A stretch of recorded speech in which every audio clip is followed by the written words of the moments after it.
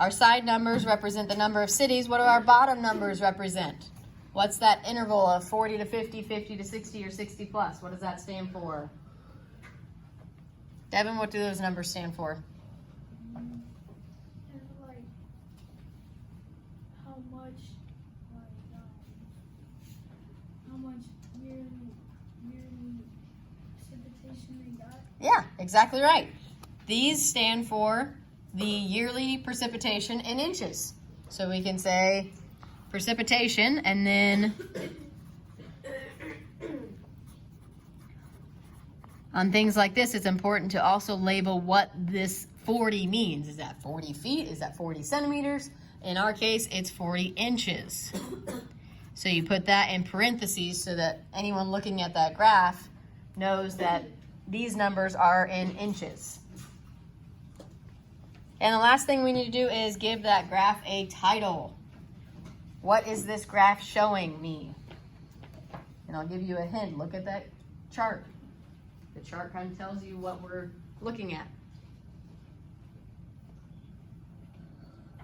John, you be thinking. What could I title that graph so that if somebody looks at it, they just know what it's about?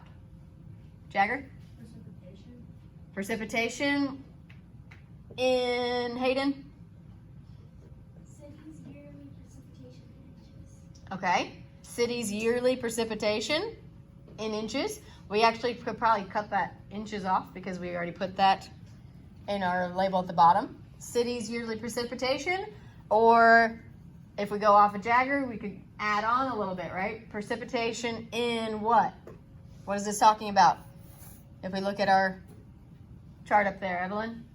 In cities. In the cities, in major cities in the United States, right? It doesn't have every city on there, but it has the major ones, right? Like New Orleans, Miami, Birmingham. Those are bigger cities in the United States. So we could say cities yearly precipitation or precipitation in major cities, any of those kind of things that give us our information that it's about precipitation and it's in the major cities in the United States. So we could say precipitation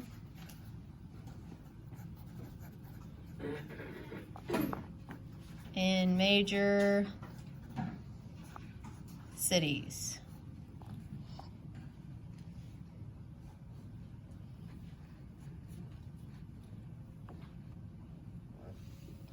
Okay, so again, a histogram is a type of bar graph.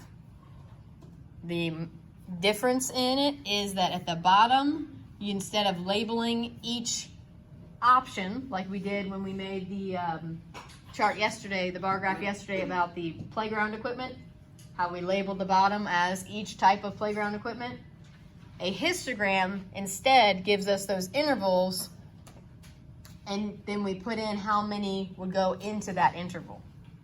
Okay, so if we were doing the playground thing from yesterday, you could say the intervals would be like 170 to 175 votes and 175 to 180 votes.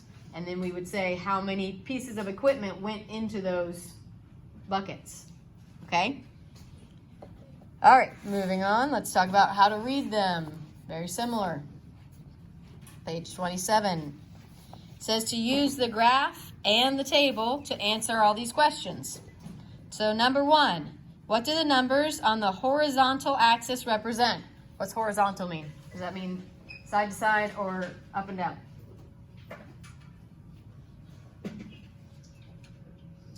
Think of the horizon or horizontal.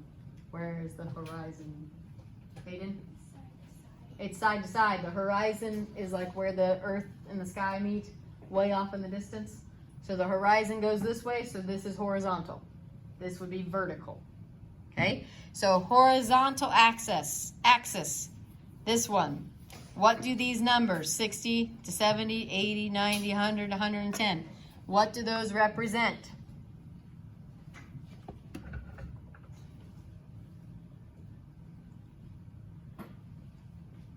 Ava? The snowfall in inches, the average annual. So let's make sure we have that in there, that title. Average annual. I need to zoom out up here. There we go. Average annual snowfall in inches.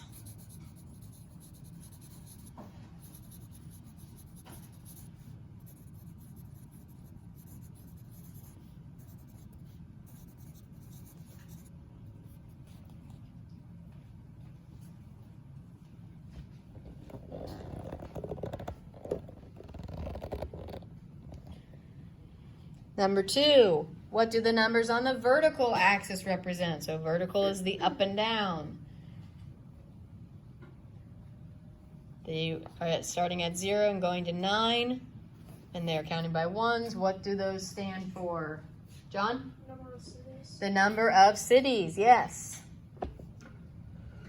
And we'll say the number of cities in that interval, because that's what we're talking about with the histogram. From 60 to 70 inches, there are 5 that fall into that category. So it's number of cities in each interval.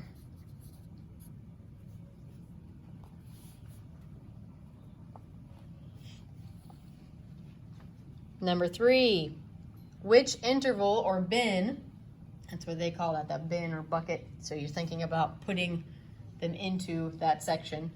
Which interval contains the greatest number of data points?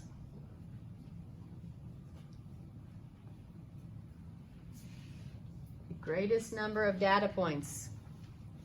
These numbers here, those are our data points. So thinking about, okay, where would this one go? Where would this one go? Which interval would those fall in? And then looking at which of those intervals has the greatest amount in it. Maddie? That's the highest amount total of overall. But if we're looking at our histogram, our intervals, we have 60 to 70, 70 to 80, 80 to 90, 90 to 100, 100 to 110. Which of those intervals has the most data points in there? Which ones have the most cities? Maddie? 60 to 70 and 70 to 80. They both have 5 cities that fell in those intervals. So those are both, they both have the same, the most amount. So we could say from 60 to 70 and 70 to 80.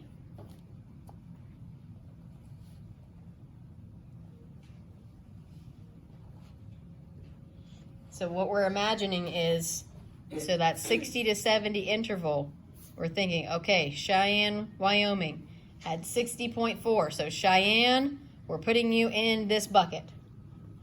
Then Great Falls had 60.8. So Great Falls, you're going in this bucket. And then Syracuse, you had 103.1. So you're going in this bucket. So you're imagining that this is a bucket that you're putting these names into. Okay? Is it making sense? Yes? No? Are we awake? Okay. Number 4, why might it be useful to display data grouped into bins? Why would we use these intervals instead of listing all those cities out and giving each city a bar to show how much they had? Why is it better to do it this way?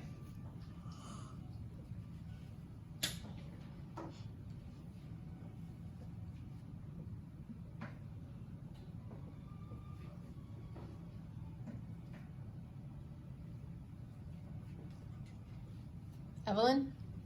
It's easier to see and plot out than looking at all these numbers. It's more basic and not as hard to understand. Right, it's more like, it's compact, right? We don't necessarily need to know the exact amount from every single city on this list.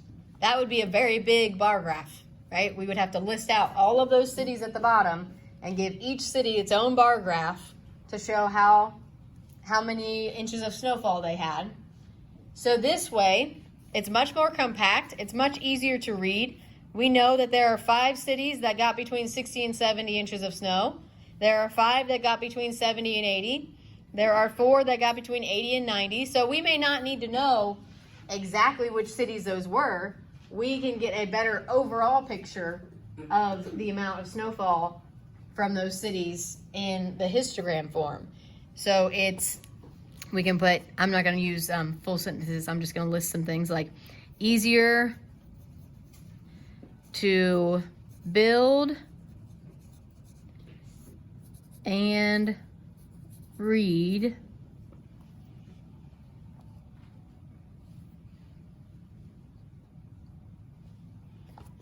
and then I'm going to put a comma and say gives better overall picture of information.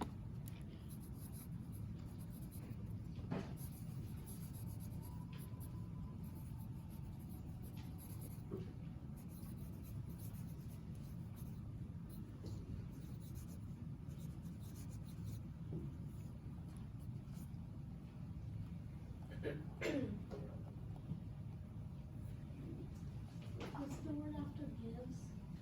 Better.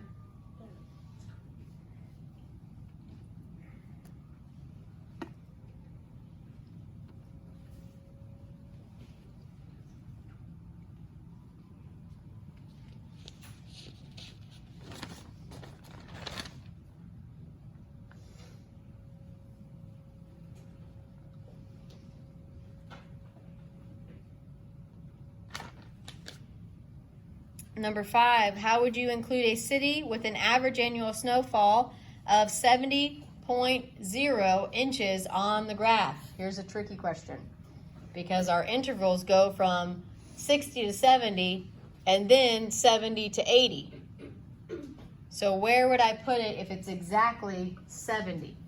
Which bucket would that city fall in? Would I put it in the 60 to 70 or the 70 to 80? Emma?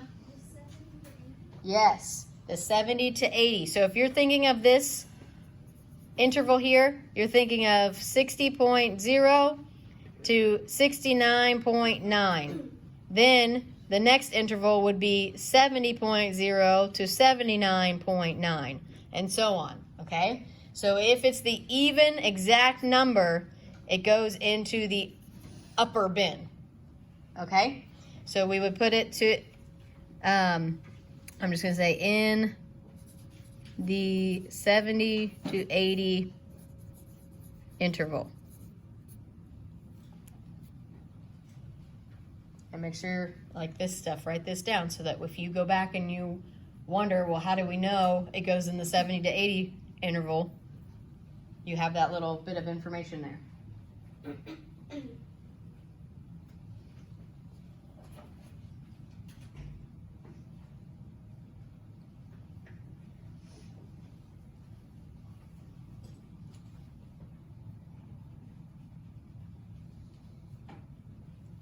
And then on number 6, how would you include cities with average snowfalls of 55.0 inches on the graph? What would you do with that information? Where would a 55-inch annual snowfall fall on our graph? What would we need to do? Hayden? You would have to add 50. Right, I would have to add a bin or an interval before that, right? Because 55 is not going to go in my 60 to 70 range. So I would have to add in another bin over here, another interval. So I would have to add,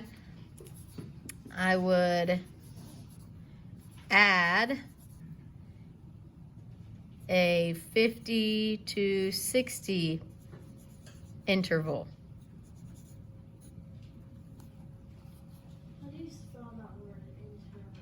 Interval? It's just, yeah, I was going to see if it was on this page anywhere. No, it's not. INTERVAL. Interval. It's right there on question 3. On question 3? Oh, yep, there it is. Thought I saw it, remembered seeing it somewhere.